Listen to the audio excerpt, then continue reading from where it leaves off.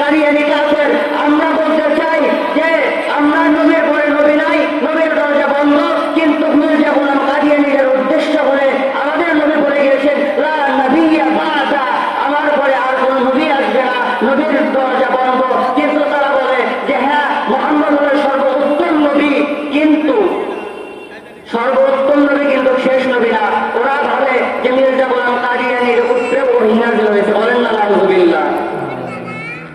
আমি বলতে চাই যে হ্যাঁ মির্জা গোলাম কাদিয়ানীর উপরে যে ওহী নাযিল হয়েছে সেই বিষয়টা হচ্ছে যে আচ্ছা যারা মাদ্রাসা আলেম ওলামা এখানে স্টেজে আছেন আমি তাদেরকে বলতে চাই সমস্ত নবী মুফরাদ মুরাক্কাব না, সমস্ত নবী কি মুফরাদ মুরাক্কাব না।